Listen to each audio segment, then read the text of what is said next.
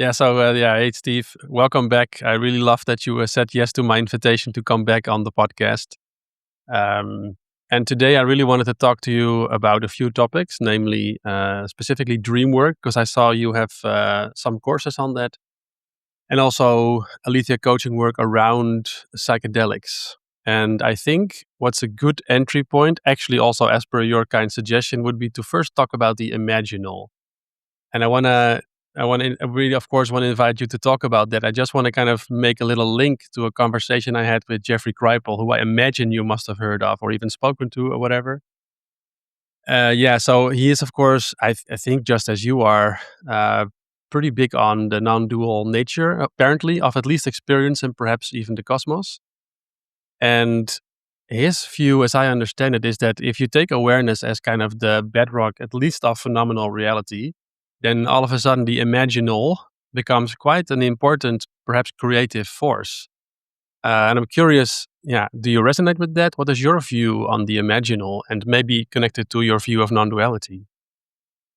Well, so first of all, it's great to be back and enjoyed the last conversation we had. So I'm looking forward to this one. And yeah, the imaginal, I think it is the place where things start to become manifest in some sense. So it is right there in the midst of creativity, right there in the midst of things surfacing into experience, surfacing into manifestation.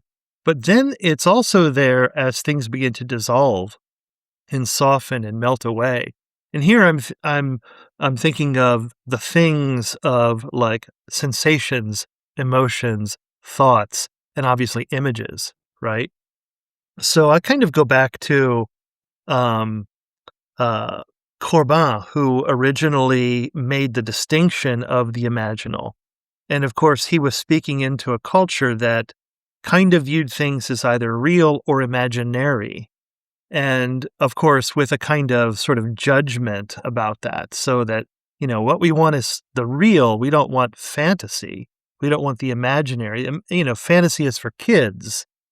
And so our culture, part of our culture's sort of commitment to science, I think in some sense, for a while at least sort of demonized the imaginal as something fictitious, as something untrue, as something not really real, right?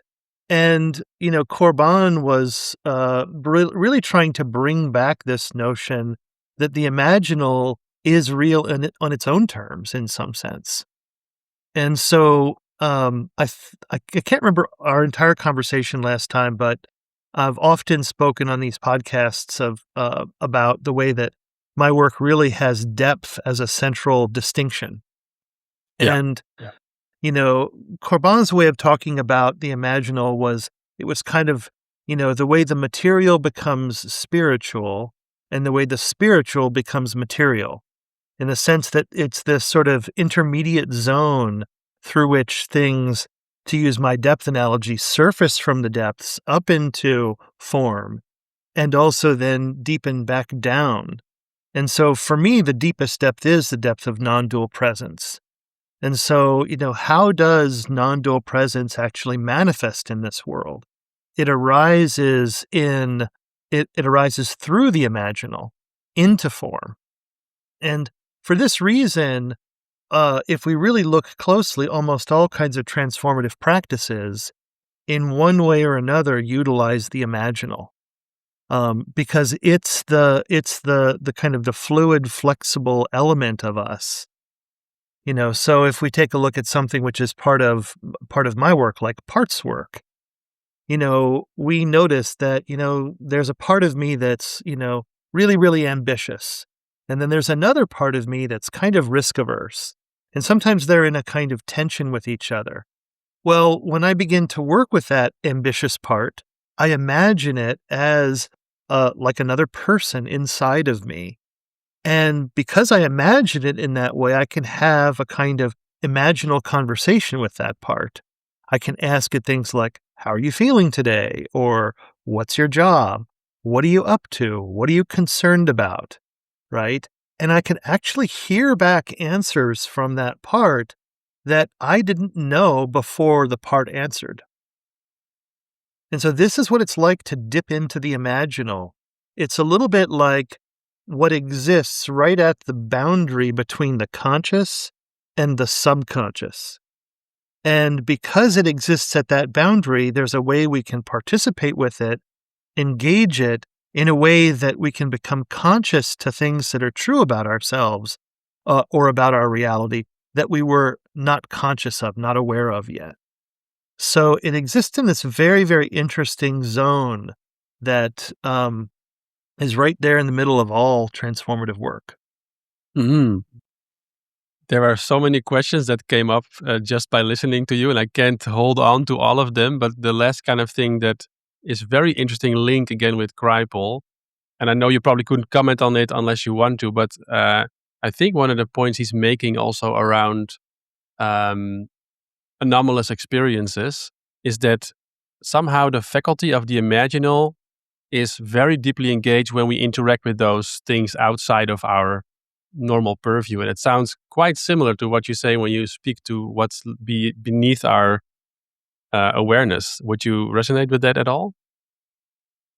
Yeah, I mean, I'm not really sure what he's meaning by sort of anomalous, phenomenon, but the thing about the imaginal is it's like a landscape that is populated. I mean, this I think is the fascinating discovery. It's a landscape that is populated. Well, who are its inhabitants, right?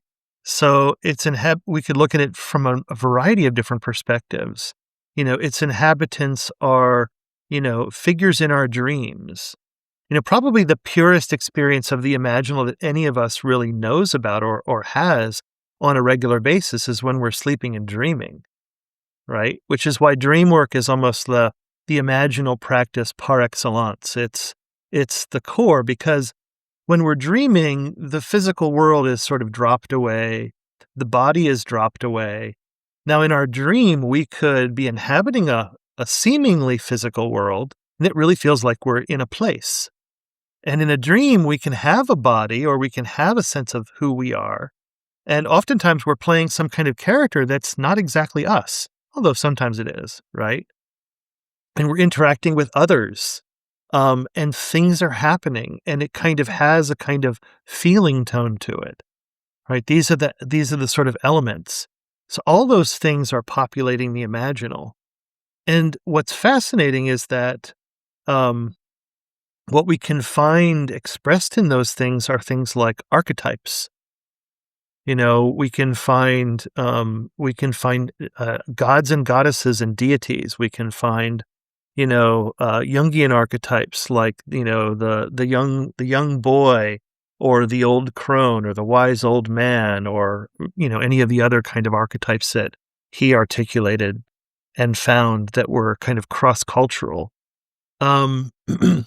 And it can be occupied by things that don't seem to fit any kind of category or concept that we actually have. And, these kinds of things are also unfolding inside of psychedelic journeys. So this is why I propose sort of starting with exploring a little bit the distinction of the imaginal, because I think this is exactly, and I know we want to get to talking about what's happening inside of psychedelic journeys, but I think this is central to what is actually occurring there, is that we're opening up to an experience of the imaginal. And not to say that psychedelic journeys are exactly like dreams. There is a distinction, clearly. And yet both are avenues for accessing the imaginal. And yet when we really start to study the imaginal and we notice it has the shape of feeling like we're in a place and being someone and interacting with other someones, well, that's a lot like everyday life. Hmm. So when we start to really open up to the imaginal, we start to see that right now in this very moment, our experience is actually occurring through the imaginal. And that's Mhm. not to say that you and I are a fantasy, right? There is a reality here, but the imaginal is not something that we leave this reality to go explore. The imaginal is right here, right in the middle of this moment, of this experience. Mm. And so it's it's so in the middle of life. And yet, the reason why I find this fascinating is because most people live in a way unaware of that, right? Unaware of how it's right here and how when we turn our attention into it and begin to work with it and explore it, which most transformative practices do, amazing things can begin to unfold. Yeah. Yeah, what you're touching on there, I think, is that if we can somehow take the imaginal seriously, then we can also take a lot of responsibility. This is also a little bit what Kripal was. I don't want to keep mentioning Kripal, but it's just kind of coming up to me. Another part that I just want to name is that, as you're probably aware, one thing that Jung said at some point was that the psyche is image. It's almost like there's no difference between image and psyche. Yeah, and one last kind of link, but it's a bit different. Do you know the work of Rob Berbeya and his work about fabrication? I know a little bit about Rob Berbea's work, but not much. I know that he did a lot with the Imaginal. In fact, he's Hmm. kind of on my short list of things to dive into and study more of, because we have a lot of people in our community that are big fans of his work and have spoken really highly of it to me. Yeah, But I'm not really familiar with it deep enough to know what he means by fabrication. yeah. I think he's talking about the kind of related to reification, the kind of constructedness of our perceived reality. But maybe another interesting avenue is you mentioned dream work, and I know that you offer a course on dream work. And I'm curious, maybe before we dive into that as kind of a fun question, like how do you experience your own dreams? And can you maybe share, did you ever have any like really profound dream experiences that's kind of stuck with you or? Yeah, absolutely. So, um, I think the thing that kind of got me curious about dreams was having profound dream experiences in which I felt somehow kind of like initiated by what unfolded in the dream in a way where when I woke up, I didn't look at the world the same way. And that doesn't happen for me with every single dream. I would say it's in fact pretty rare, but I have had instances, you know, a handful of dreams over my lifetime that when I woke up in the morning, I didn't look in the mirror and see the same person. I didn't look out into the world and see the same world. That something fundamentally shifted. And those dreams really started to have me be curious about dream work. Um, you know, some of the dreams that the earlier ones that started to have me curious about not just dreams, but just what unfolds at night, I can remember were not really dreams, but instances of like sleep paralysis. Waking in the middle of the night, or in some cases, just even in an afternoon nap, but waking up in the middle of it, feeling completely lucid, completely aware, completely alert, but completely unable to move. In a way that was somewhat terrifying in a way. It's a little bit like, being under some kind of anesthetic maybe, and, waking up in the middle of it and being aware of something happening, but you can't move, you can't do anything about it.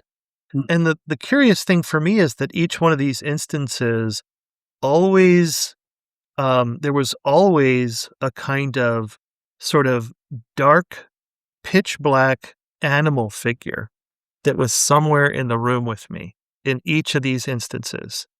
And I can remember the first instance was a kind of black panther. And the panther was sitting at the edge of my bed, and I could tell it was just staring at me. And I was sitting there unable to move. I mean, if I was able to move, I probably would have been running away because I was terrified. And of course, a lot of the terror was not being able to move. And I can remember at some point the panther leaping up and jumping onto the bed.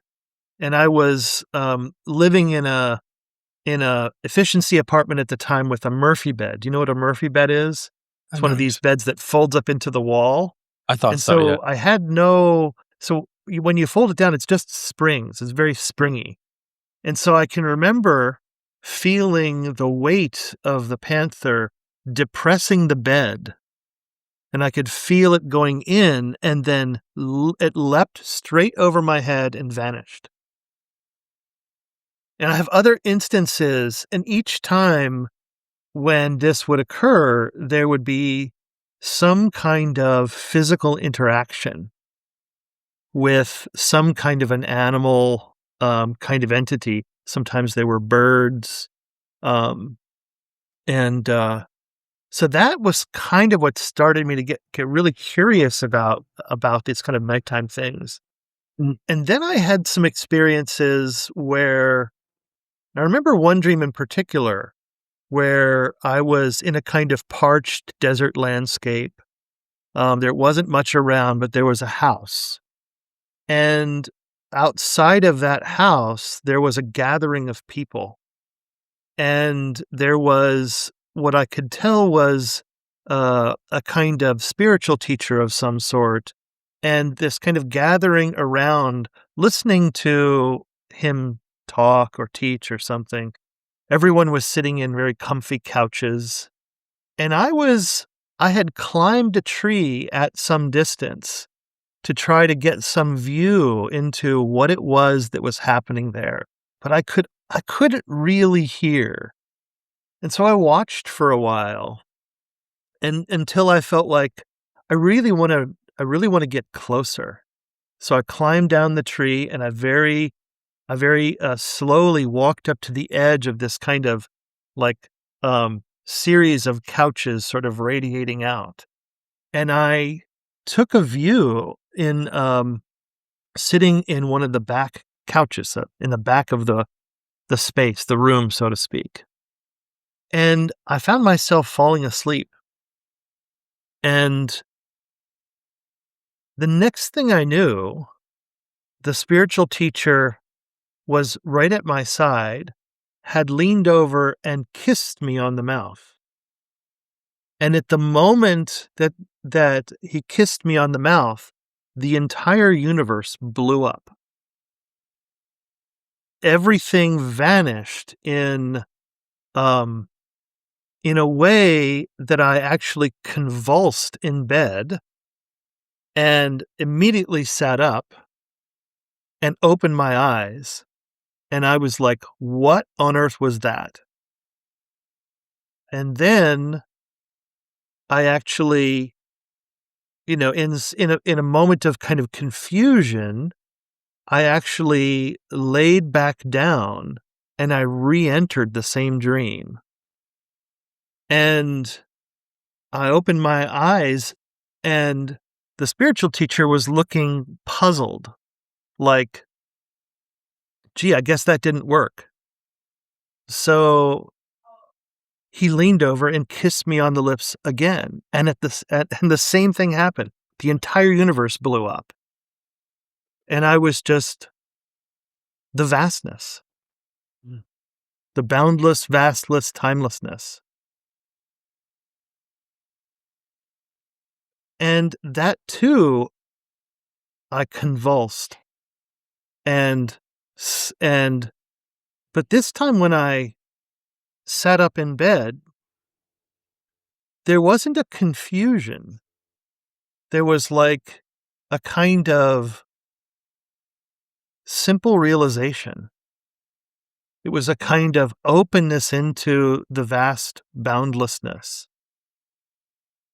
And that stayed with me, that resonated with me. And I don't remember all of my dreams. One of the things that I've learned is that these kind of initiatory dreams, for some reason, are so memorable. Like I can feel like I'm still there in some sense. Something opened in them, and I have several of these kind of dreams that each brought something interesting.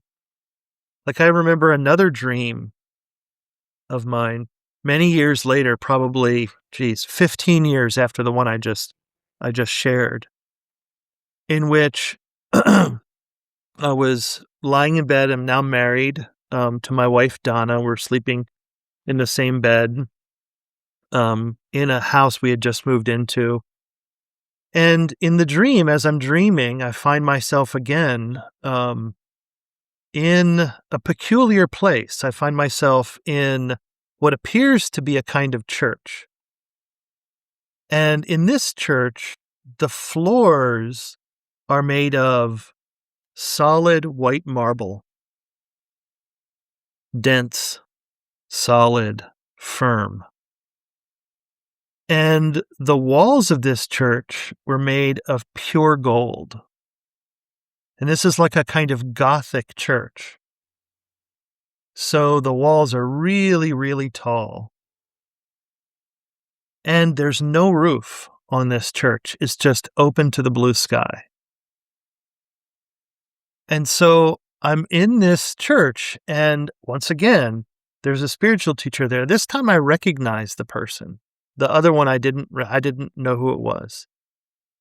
And at the time of this dream, I was deep into my studies in the diamond approach with Hamid Ali, who writes under the pen name A.H. Almas. And so I've attended, many, many, many sessions with him by this point. And I find myself in another teaching of his, and he's sitting there. And in the middle of his talk, he looks directly at me in the audience and just says, "You know what to do." And at that moment, my body began to levitate, and all sense of body boundaries just dropped away. And there was a rush of bliss like I have never, ever felt before. And there was this sense of just simply dissolving in this blissful ecstasy of some sort. And in the middle of this, I said, "What about Donna?" Mhm. And in that moment, the whole thing vanished. And I realized just how attached to her I am.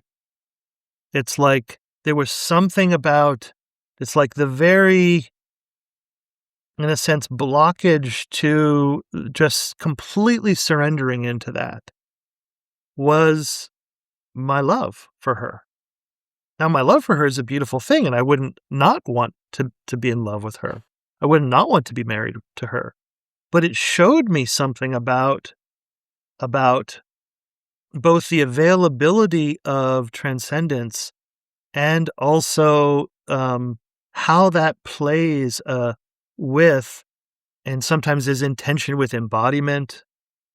And yet, I really don't want to dichotomize the two, but I think that's what was happening inside of me, was that I still held them in some kind of dichotomous way. Like somehow surrendering into this was leaving her. And so that's something that I had to then, it sort of kicked that whole inquiry up inside of my inner work. And I had to start to work with that. And I often notice that initiatory experiences are like this. There's some taste of something, but the taste of that gives just enough to trigger the very blockage to the full realization of that, which is really the gift of that taste, because then you can turn to that blockage and explore it and understand it and see what this is, right? So, and I've had several other dreams like this. And so, working with dreams, like how can it be that a dream could surface something so potent that it has this kind of lingering, lasting effect that really fundamentally shifts how a person perceives themselves and others in the world. That was kind of why I started to add dream work into Aletheia and what I teach. Yeah, wow. I just had tears in my eyes listening to that. It's absolutely beautiful. I'm glad I asked. I'm curious how it feels for you. Is it like it's long ago? Does it feel a certain way to talk about it now, or is it kind of super integrated at this point? Well, what happens when I tell dreams like this is that in a way I re-enter them. In a way I'm right there again, right? And feeling into it, and yet I'm not the same now as I was when I first dreamt it. So it's a way in which they continue to unfold. They continue to in a sense offer their gifts, right? Mm. Again and again and again. Yeah. So, and it's, these are some of my most precious experiences in some sense. Yeah. And so it's fun and a joy to kind of revisit them and feel around inside of them again. hmm Yeah, I have had also dream experiences that I wouldn't necessarily call dreams, but something profound happened there, and you clearly have the same experience. I mean, similar type of experience. So yeah, that's really cool. Um, so I'll read a quote that I read on your website. So this is the quote: "Unlike approaches that seek to interpret dreams, Aletheia Dreamwork focuses on embodying dreams and allowing them to unfold naturally." Could you say a little bit about what you mean with that? So when I started to want to learn to work with dreams more, the person whose work most resonated with me is Robbie Bosnak. And Bosnak was a student of Hillman, who you might remember was also a student of Jung. So he kind of came in through that lineage. And I had the wonderful opportunity, although brief, to kind of personally work with Bosnak through a variety of dreams. And in fact, I had a dream, another initiatory dream with him in it, in which actually ended our work together. Because in the dream, he basically handed me the what would you say, the tradition in some sense. And he said, why don't we follow the wisdom that's arising in the dream here? And we ended we ended our work together. But Bosnak teaches something that he calls embodied imagination. And so the idea here in embodied imagination, or the way that I practice dream work, and it's inspired by Bosnak's work, and yet just like Bosnak added some new wrinkles on Hillman's work, and Hillman added some new wrinkles on Carl Jung's work, I've added some new wrinkles on Bosnak's work, essentially to situate it inside of Aletheia metapsychology and inside of an understanding of depth. And so the way that we practice dream work is we will invite the dreamer who has been, doing some dream journaling. So you wake up the first thing in the morning and you don't move, and you try to recall the dream that you most recently had, or when you start getting better and better at this, oftentimes you can recall multiple dreams in a night. And you just take a little bit of journaling so that you don't have to write the whole thing out, but just so that you can touch back into it. And then as we work with it, we identify particular moments in the dream that feel pivotal, moments that feel touching, moments in which something important seems to have happened. And we don't try to work the entire dream.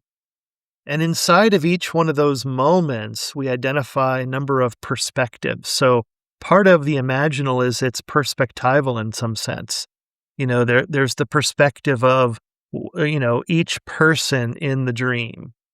Sometimes perspectives can even be inanimate objects.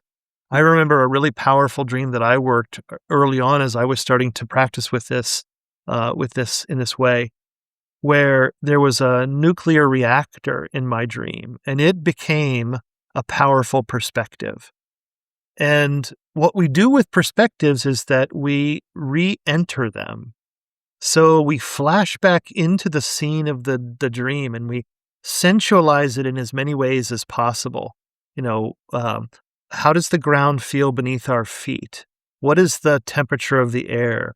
What's the quality of the light? What time of day is it? What's the physical layout like? And so as we begin to actually sensualize and feel what it's like to be there, we essentially re-enter that dream. And the point isn't to redream the dream as it was dreamt at night.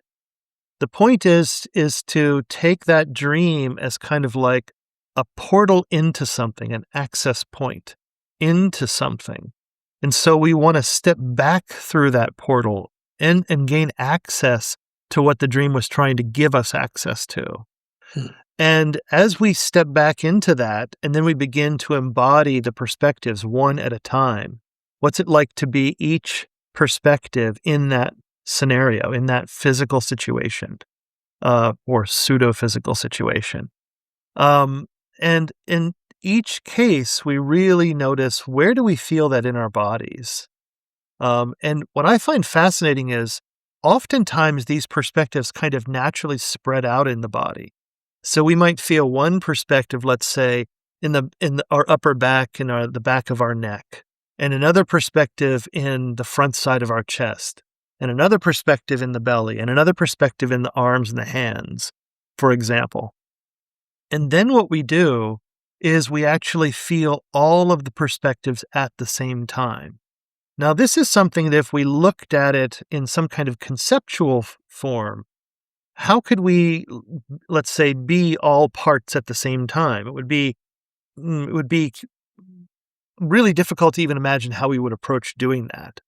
But the genius, and I credit Bosnak for really teaching me this, and maybe, I don't know if he discovered it or not, but I certainly learned it from him, of, the wonder of the body is that the body can actually feel multiple perspectives at the same time. So we can feel what's happening in our upper back and neck, and our chest and our belly and our arms and hands at the same time. And what will often happen there is there's a kind of confusion that begins to set in. There's a disorganization. So something is beginning to loosen that we wouldn't know how to loosen even if we knew it existed. Something begins to soften and melt and open up. And then this is the part that I noticed, given Aletheia metapsychology, is when that happens, we actually drop into a deeper depth of contact with ourselves.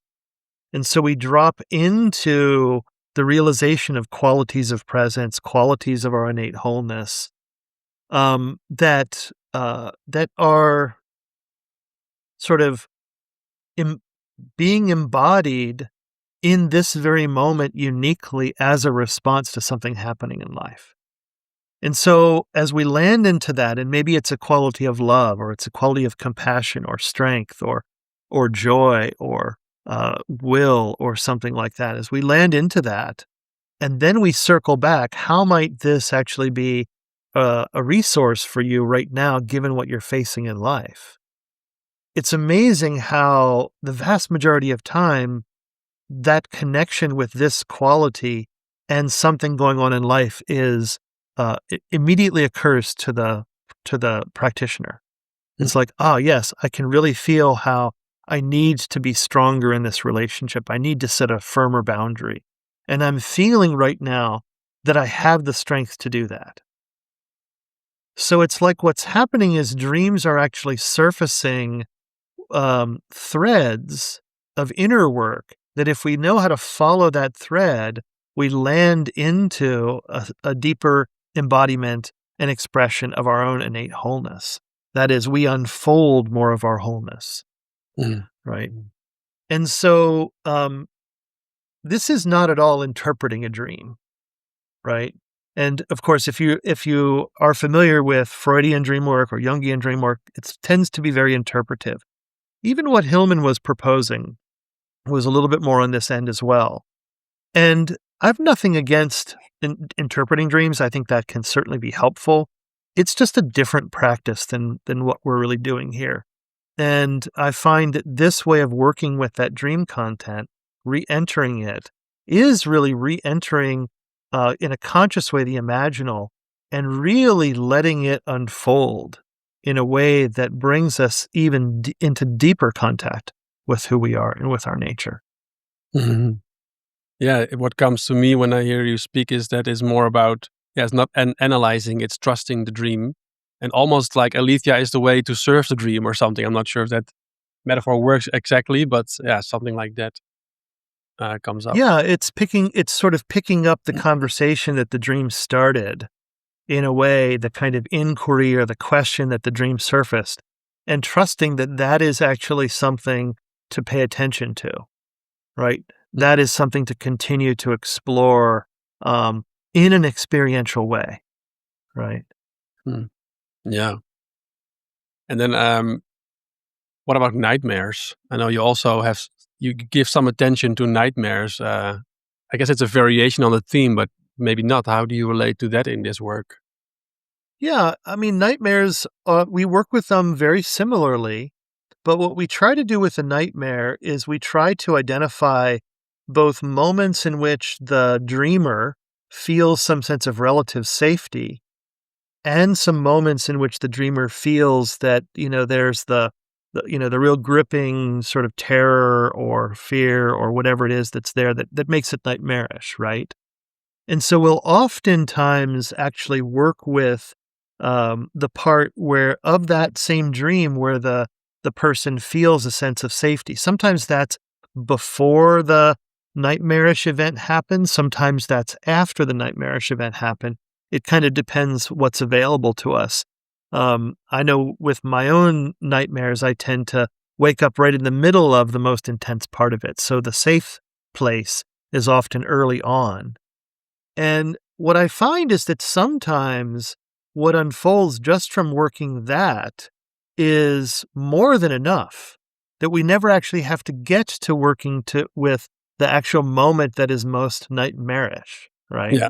And one of the ways that I understand that is I take the view that in a way, um, although the narrative of the story unfolds in a kind of seemingly linear fashion, there's a beginning, a middle, and an end of the dream, just like a story, that in some way, when we're working with the imaginal, the whole is always there in all of the parts.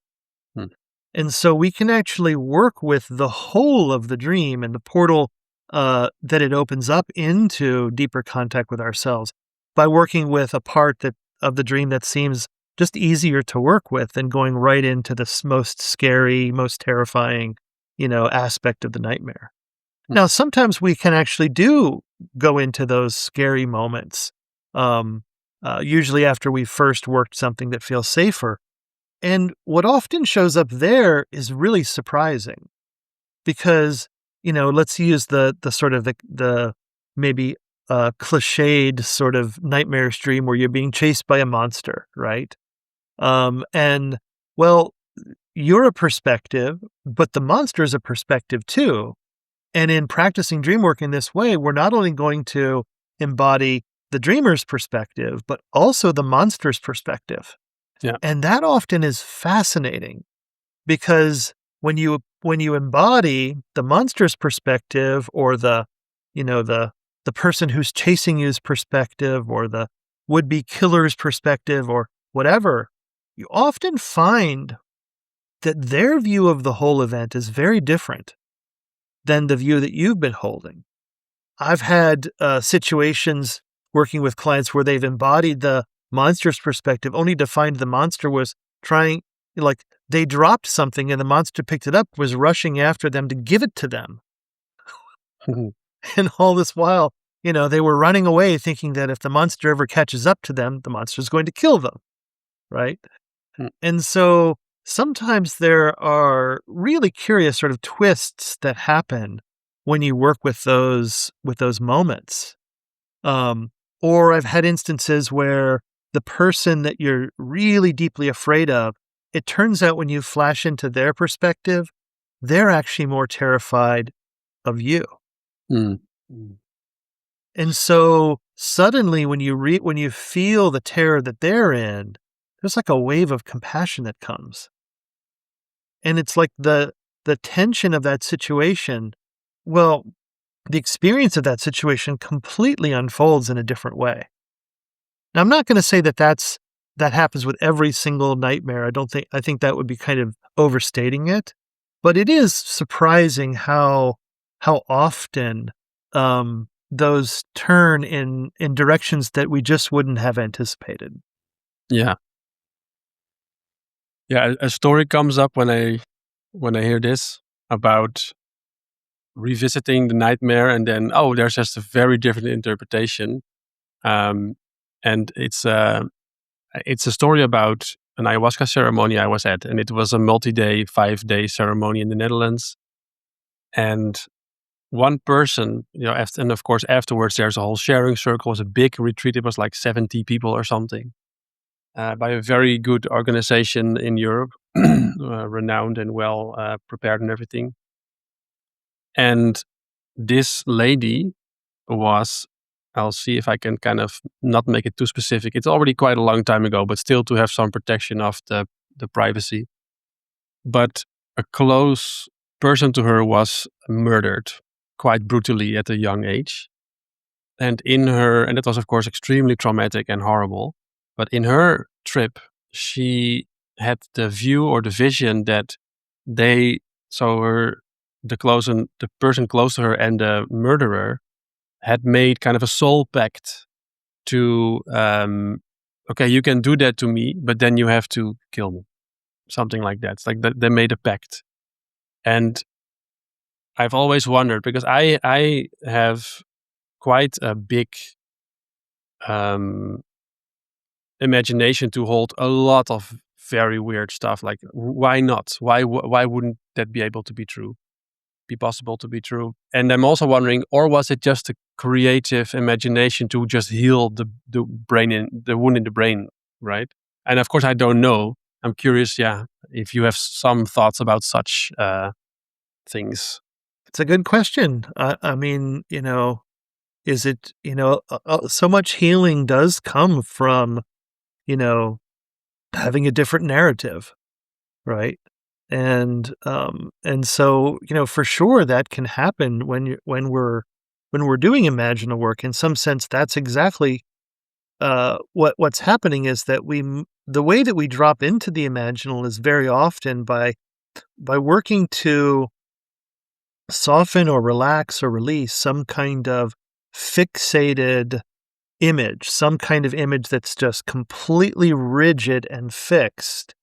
And most of the stories that we have about our past, especially the stories that we tell again and again and again, we risk kind of fixating it in some sense. Hmm. And we all have that, right? Everybody does that to some extent. It's part of creating a sense of continuity in our sense of identity, right? That we have these. But of course, some of the fixed images or stories that we've grabbed a hold of are also lingering sources of suffering. We feel somehow, wounded, for example, by having been through that. And of course, in the moment of some kind of trauma, there was a wound that happened. But does that mean that we actually have to keep being in that?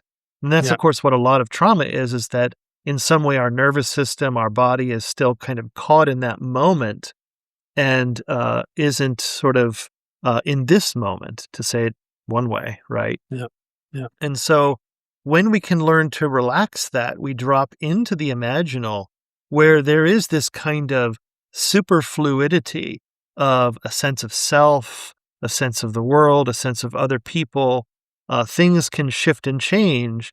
And then when we come back out of that, there often is a kind of reconsolidation that winds up being different. We have a different narrative, a different sense of self, a different story. We see things differently. And so that's what makes, dream work powerful. That's what makes imaginal work like shamanic journeying powerful. That's what makes psychedelic journeying powerful, is that there can be this kind of shift. Now, if where we land isn't integrated into life in some kind of way, doesn't kind of land us in a way where we can actually be more effective, be more fulfilled, then it's not so helpful, right? Yeah. Mm-hmm. And so I do feel like there is, the shift isn't just simply inside the imaginal journey. It's also how we actually integrate what was there, what came out of that. And, in my work, this is why I like to have a kind of umbrella over all of it, which is a kind of bigger context, which is unfoldment itself. I like to approach whether it's dream work or, imaginal journeying work or psychedelic journeying work inside the context of unfoldment, and to view unfoldment as the actual sort of medicine, if you will. And I think this is one of the views that I have that's a little bit different than what I often see, especially in the psychedelic world, where when we speak of medicine, it's almost always the substance itself. Yeah. And I think I have a slightly different view that the medicine is actually unfoldment. It's actually this transformation, and how the transformation can occur through accessing the imaginal in a skillful way, through building a context where we can sort of step over the threshold, suspending our identities, open up to something, and then step back over the threshold into our everyday life, with a totally different sense of who we are and what reality is. Yeah. Right. Yeah. So I think that when things like psychedelic journeys really function in that way, what's happening is unfoldment, is exactly that. However, a lot of times it's not held that way, and there's nothing about the substance itself that always makes sure that it's transformative in this kind of way, right? Yeah. And I think this is what is so different about this kind of, quote, medicine, compared to, all the other medicines that we have in the Western world, where we, it's like taking a supplement. We expect our vitamin C to do its job once we take it. We don't have to integrate the experience that we had on vitamin C, right? We just sort of, it does all the work, and we enjoy all the benefits. Psychedelics are completely not like that. Yeah. Yeah, when you said that in the exchange we had before this recording, it really makes sense to me that, and why it makes sense to me is that, well, I have a fair bit of experience at this time with Aletheia as a coach and as a coachee, and I can just see how powerful it is. Even and the funny thing is, it actually feels sometimes psychedelic to do an Aletheia session. It just feels like, whoa, this is like the same I can feel with an ayahuasca ceremony or something. And so many, as you call it, catalysts or of these molecules are kind of wasted because then the unfoldment is not skillfully held. And in kind of preparation to our conversation, I was looking into the etymology of medicine. I know you're also kind of a word geek, and that's how I see you anyway, a little bit. But what did I find? Yeah, it's a Indo-European root, and then the word med, or kind of the root med. One of the meanings is to give wise counsel or to take appropriate measures. So it's, of course, medicine. We often think about the molecules again, but actually part of the root of the meaning is, no, it's a practice. It's the practice of medicine. Of course, we do have that word, but yeah, it deeply resonates. Yeah. One of the things that is interesting, I've heard this from many people over the years, that practicing unfoldment in the Aletheia style to many people feels a little bit like a kind of psychedelic journey or a kind of psychedelic space. You're not the only one who's ever said this. And, it makes sense to me because, to be honest with you, I believe now that creating Aletheia was an integral part of my own integration process from my very first psychedelic experience back in, this probably would have been like, I want to say like 93 or 94. Mm. And, I had a mushroom experience back in 93 or 94. I would have been, 23 or 24, depending upon which year. I can't remember the exact year, but I know I'm close. And prior to that experience, I had literally no knowledge of this. I didn't know anybody who had ever tried it. I had not read anything about it. I had not heard anything about it. At the time, I was, had just gotten out of college studying computer science. I was I was a hardcore scientific materialist. I was not interested in spirituality. If anything, I was kind of anti-spiritual. And I was not interested in psychology. To be honest, I was terrified of self-introspection back then.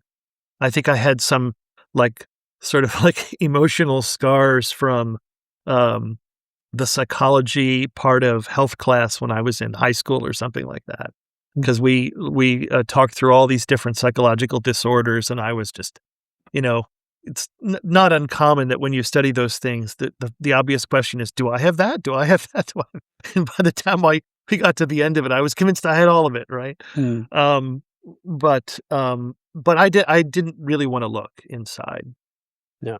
And I had an opportunity to try mushrooms on a camping trip that was organized for the birthday of my girlfriend at the time, and it was a small group of 6 of us, and I had first said no, I declined, and they were fine with that. But after an hour or so, as we were prepping camp and sort of cleaning things up and preparing, and I said, "Well, okay."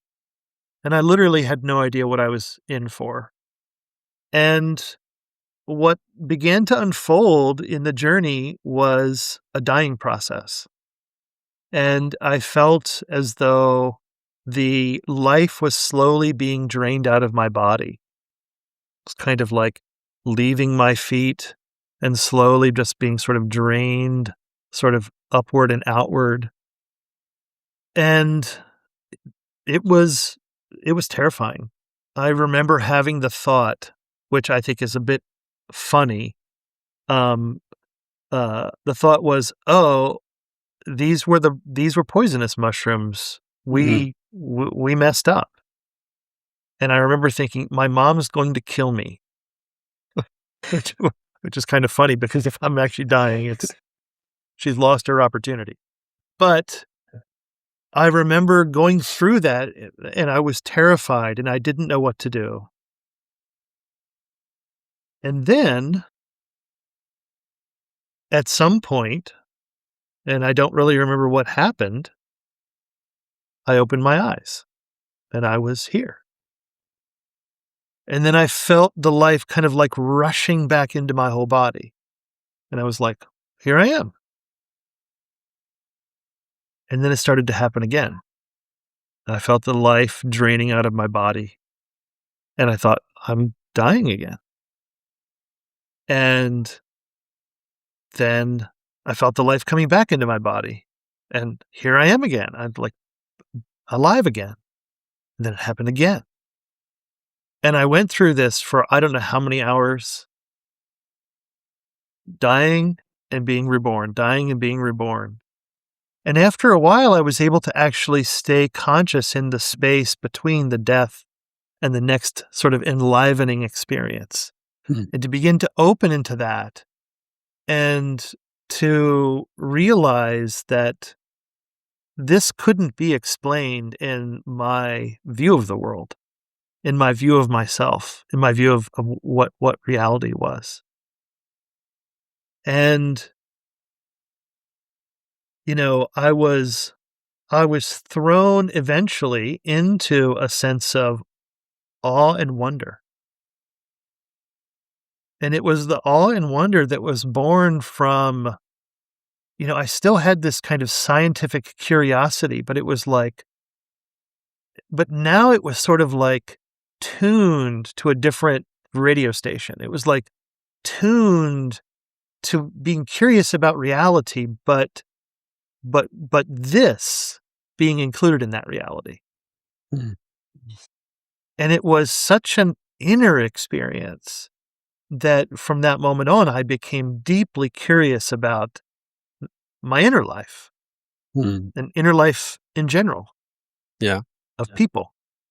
And that started started me working with psychology, with spirituality. I started being a Zen student, meditating, and my path in life literally took a turn in a direction that I didn't even know was an option. And to be honest with you, the direction that I was heading was one of a lot of depression, a lot of a sense of sort of um, meaninglessness. Like I was sort of struggling to sort of find my footing in a certain kind of way. And this opened a pathway that has been, for the last 30 plus years, so fabulously rich and connecting and contactful. And, I stopped using any kind of psychedelic in 2000. And actually, I didn't have a psychedelic again after my first experience, 93, 94, for another 4 years. That one was plenty for me to work with. And so I had a period of like the last couple years of the 90s where I had a lot of explorations. And then I just stopped and I said, this isn't my path. Mm-hmm. It was important for me to get onto my path in some sense, but I said, this isn't my path. And it wasn't until I started actually teaching Aletheia and participants in the classes came to me with similar to what you said. This feels like a psychedelic journey to me. This takes me into similar places, but I don't have to suffer any kind of withdrawal or recovery time and it seems like what opens is so much easier to be with in the moment instead of just being flooded with all kinds of things and so much easier to integrate into life. And, I can do a little bit of unfoldment on a break in the middle of work in the afternoon and get right back to work. I don't have to, take off a weekend or, travel to Costa Rica or the Netherlands or, something like this to go to a retreat. And then the other thing that they said was, we're using what you're teaching us about how to practice Aletheia unfolding to do prep and integration work. And they came to me and said, you need to teach people to do this. Yeah. And I could relate to their stories based upon my own experience. It made sense to me.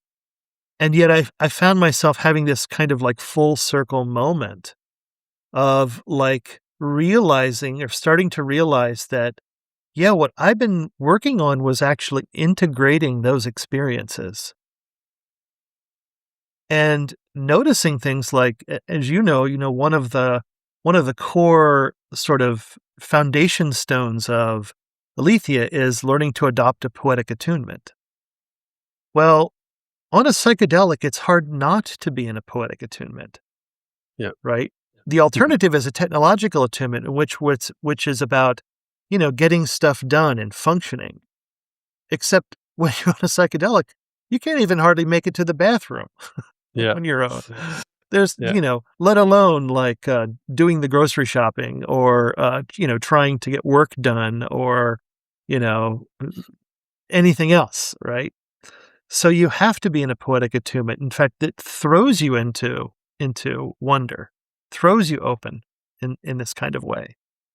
Another one of the core elements of Aletheia is switching from having a change agenda toward our experience to letting our experience be so that we can explore it, we can feel it, we can embody it. Well, in a psychedelic journey, if you try to change your experience, you will fail and fabulously. Yeah. Right? Things are unfolding, things are shifting, things are changing. The only way you can really relate to your experience is to let it be and let it unfold. It's like we're almost forced into that view in some sense, into that approach, right? Yeah.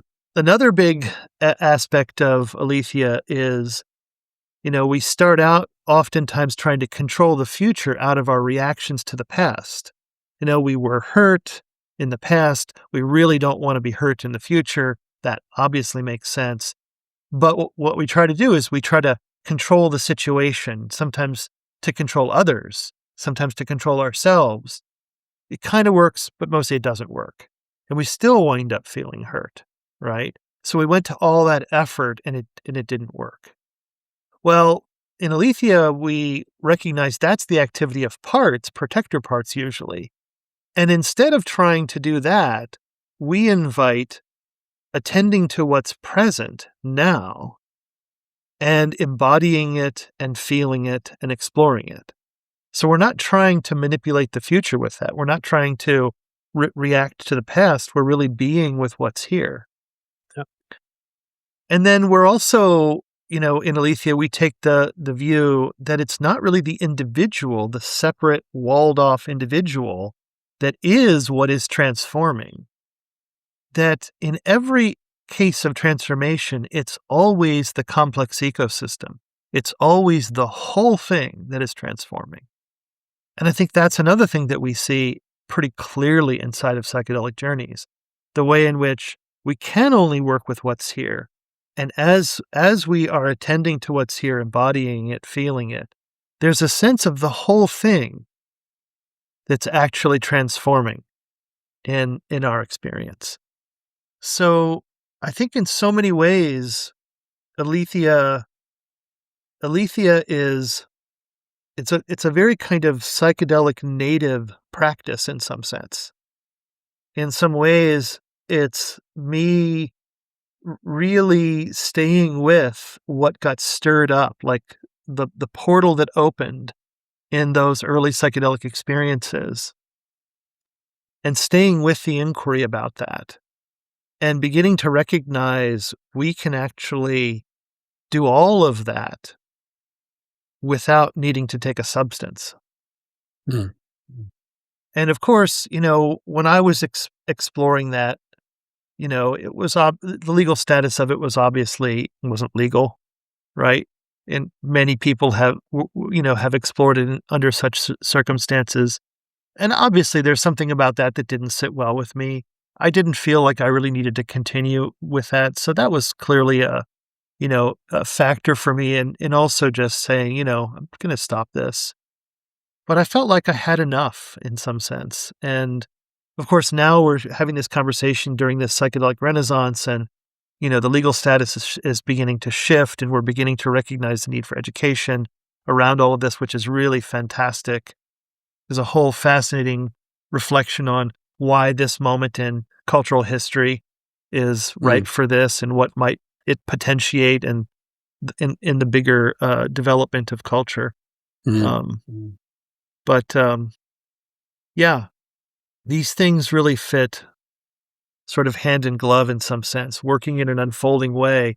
I can say, where did I learn it from? I learned it inside of these psychedelic journeys. Yeah.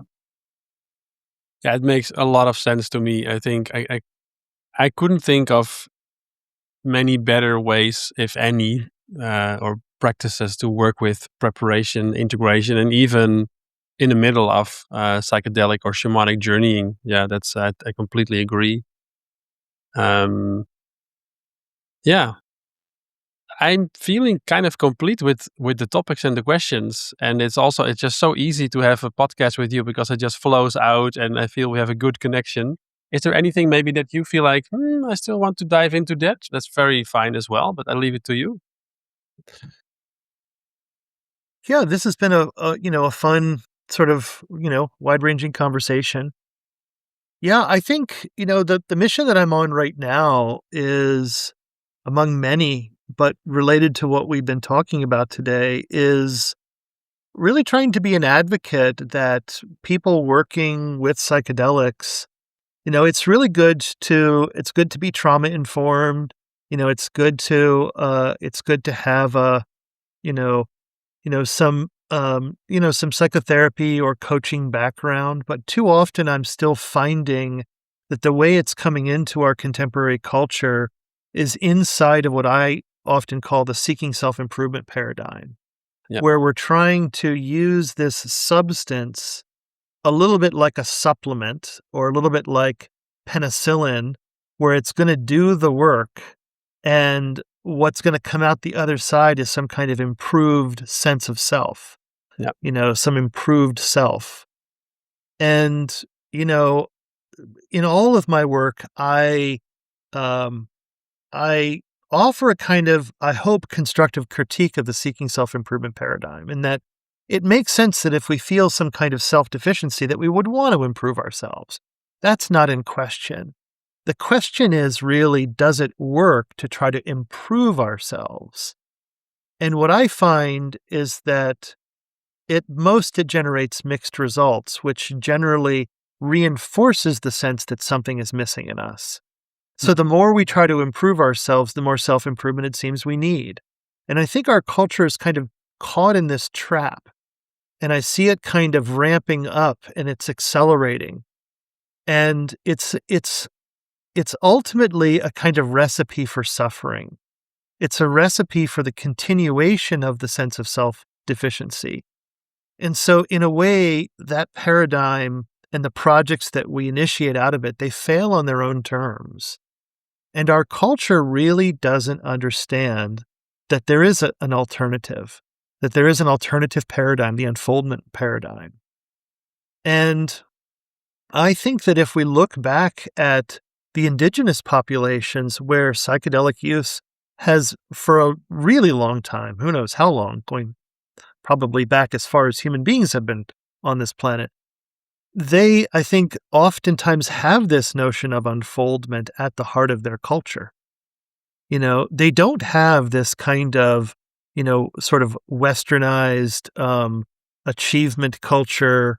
A lot of times they are more attuned to innate wholeness. Yeah. And so I think there's an interesting thing here. It's like they're more attuned in that kind of way. They also have, use of psychedelics as a sacrament that is a feature of their culture. So there's some kind of synergy here.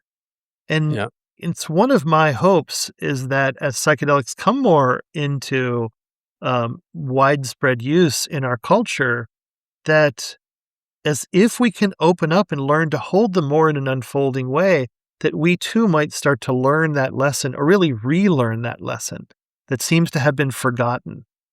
And my concern is that it's still coming in a little bit too much in the seeking self-improvement paradigm. So we're asking questions like, well, is psilocybin good for depression? Right? Like, let's run some studies around this or that. Is it good for addiction? These are obviously important questions because these are real ways that people suffer. But again, it's taking the Western medical model, saying the medicine is the substance, and putting it through the standard kind of scientific measurements, right? When perhaps what's actually happening in psychedelic journeys is our layer of defenses and our fixations are beginning to soften and melt, and we're dropping down into the imaginal, where things become more fluid. And in that, there's a way in which we reimagine who we are. We reimagine what life is. There's this kind of leveraging of this flexibility. And there are genuine skills to learn in terms of navigating the imaginal and working with that we can practice in preparation for a psychedelic journey, during the journey, after the journey, and how we navigate that and work with and participate with the imaginal is more an indicator of the kind of benefit that we receive, the medicine that we receive out of the journey, than does the substance do X, Y, or Z. Yeah. So, I really feel that we're on the cusp here. And of course, we should do research, scientific, really well-grounded research in terms of, toxicity and all kinds of contraindications, cardiovascular contraindications and et cetera, et cetera. We want to use the best science to be able to understand that. But it feels to me that if we only take the scientific lens and we don't actually broaden and deepen our understanding of what's actually transpiring in these experiences, that we're kind of missing where the real medicine is. And I know that there are people who are, pharmaceutical companies that are trying to develop novel psychedelics that give the benefit, the antidepressant benefit, but without any of the trip experience, right? Yeah. And it's to me, it's like it literally is throwing the baby out with the bathwater.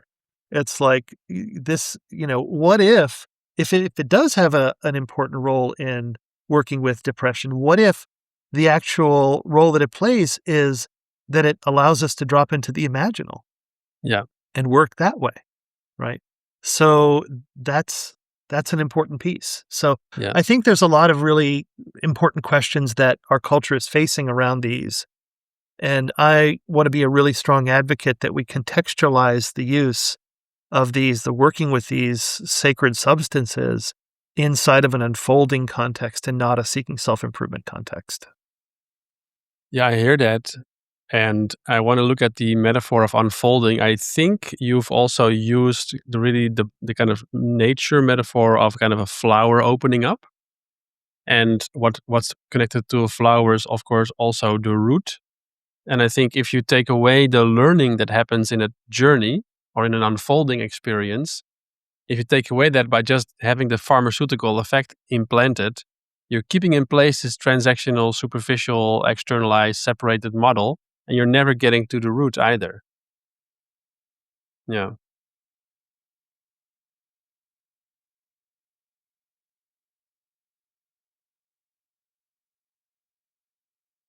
Yeah. Another thought that came to me, and it's just a thought, but thinking about indigenous cultures, you spoke a bit about the indigenous use of these practices.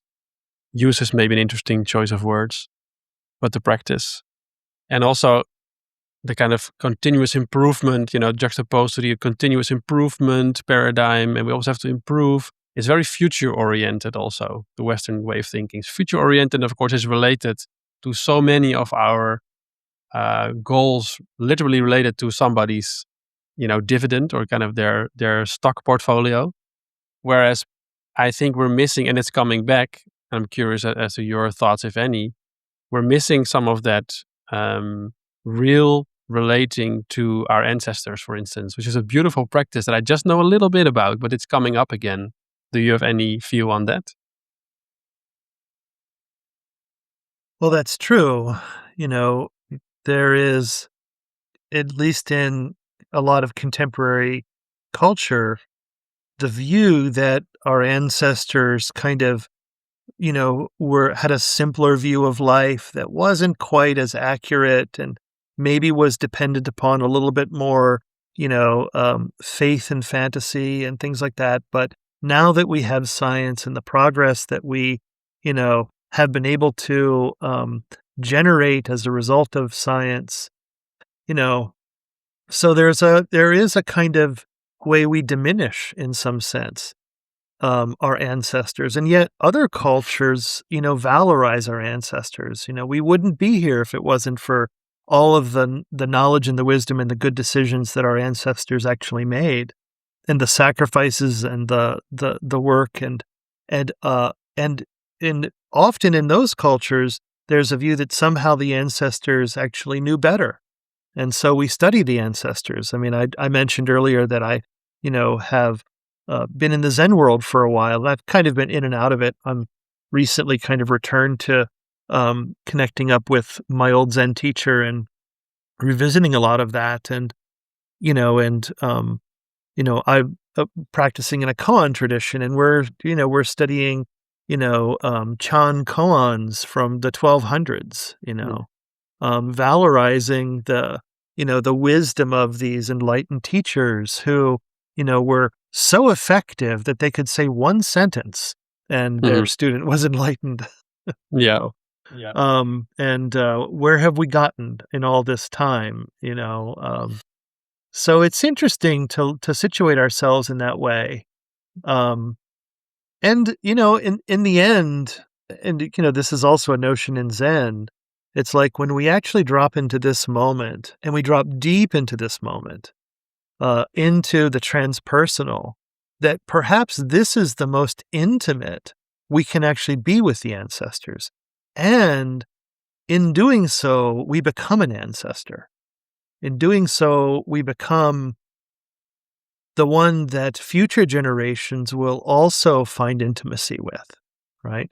And this is, of course, what it's like in a non-dual tradition. There's a wonderful line in one of the Zen koans that, can you actually see the ancestors eye to eye, mixing your eyebrows with theirs? Right? That's what it actually takes, right? So that you're right there, they're in their face and they're in your face, right? That's actually the mark of realization in some sense. Yeah. So that's the amazing thing. It's like when we drop into this moment, what we really drop into is timeless. We drop into what is boundless. We drop into the vastness. Like this moment right here is an opening to that, which is nothing other than our own nature, which was the nature of our ancestors, the nature of our children and grandchildren and so on. Right? Except that we're too busy hustling. We're too busy moving around, getting stuff done, trying to ensure things work out in the future. All forms of trauma work are always about noticing what's stuck in your nervous system right now, what's stuck here right now. Can we bring presence to that? Right? Instead of going absent to it. Can we bring presence to that? And what we notice is that when that happens, something begins to move all on its own. Something moves toward completion all on its own. Yeah. I'd love to have So this is the 5. wisdom we've lost. We're lost, you're saying? It's the wisdom that we've lost, and it's Yeah. the wisdom that I think, as a contemporary culture, we're in the process, hopefully, of relearning. Yeah. I think there are some positive movements for sure that are happening almost by law of nature or something. I was going to say I have so many more things I'd love to talk to you about. I'd love to talk to you about how would Aletheia unfolding, probably very good, work with phone addiction. Would you ever work with the dying process? But yeah, those are legitimate questions that just come up in me. Just want to name that there's this, I just noticed kind of similarity with what you said about the eyebrow of your ancestor is not that different from the kiss of a teacher in a dream. But what I'd like to end with you is you named this moment earlier of this awe and wonder when you had that experience in the 90s. This really open state. And for me, sometimes what I'm so grateful for is that I am actually more and more having this thought of what the hell is going on? What is this? I'm curious. Do you still have those moments? And yeah, can you share a bit about that? Yeah, nearly nonstop. What is this? What is this? I mean, this is, I think, fundamentally the core question in the heart of life is, what is it to be human? And in the end, I think what it is to be human is mysterious, which doesn't mean that there isn't a lot to learn about being human. I think we can learn a lot about being human and learn a lot about being this human in particular. And yet, as much as we learn, it doesn't seem to diminish the mystery one bit. Yeah. And for me, that's why it's worth living. That's what excites me. That's what causes a sense of awe and wonder. It's because there's still so much more. Or sometimes in a very koan-like fashion, I like to say, so much less. Right? All we can really do is continue to open to the mystery, continue to apprentice the mystery. This is life. And it shows up in the ordinary. Like this very moment is the openness to realizing the boundlessness, the timelessness. yeah, that seems like the perfect end, or should I say, comma. So yeah, thanks a lot, Steve. Again, I would love to talk for more hours with you, but it's close to the time that we can both kind of make it. So yeah, thanks a lot for coming. I really enjoyed it. I enjoyed our conversation too. Thanks for inviting me.